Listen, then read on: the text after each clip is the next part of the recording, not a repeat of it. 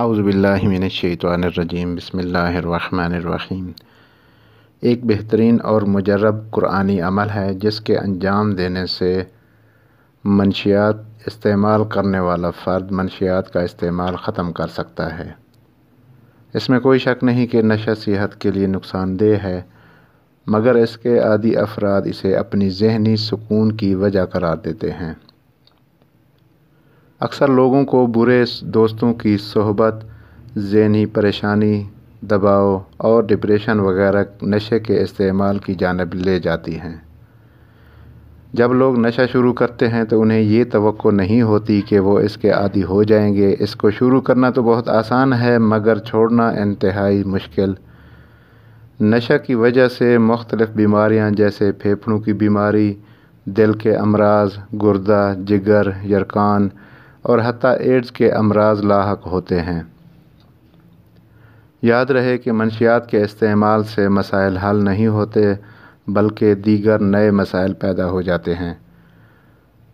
کوئی بھی شخص اگر نشہ، شراب خوری، جوا اور حتیٰ گندی محافل میں مبتلا ہو تو اگر وہ شخص نشہ سے چھٹکارا حاصل کرنا چاہتا ہے اور نہیں چھوڑ سکتا تو ایسی صورت میں یا تو خود یا اس کے اہل خانہ میں سے کسی فرد کو چاہیے کہ یہ عمل انجام دے۔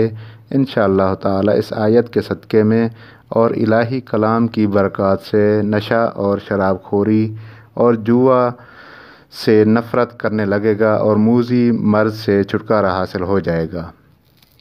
تو آئیے دیکھتے ہیں کہ قرآنی عمل کیا ہے اور کیسے انجام دینا ہے۔ سورہ مائدہ کی آیت نمبر 90۔ پانی کا ایک گلاس لیں اور 7 مرتبہ سورہ فاتحہ یعنی سورہ حمد پڑھنی ہے اور پانی پر دم کرنا ہے۔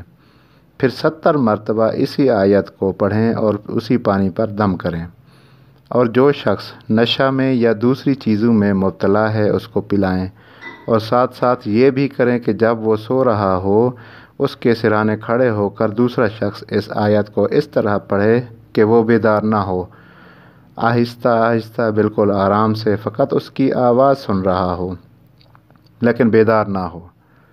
انشاءاللہ تعالی خداوند متعال کے حکم سے اور اہل بیت علیہم السلام کے توسل سے اس کے مثبت آثار ظاہر ہوں گے اور مطلوبہ شخص یہ شیطانی کام چھوڑ دے گا۔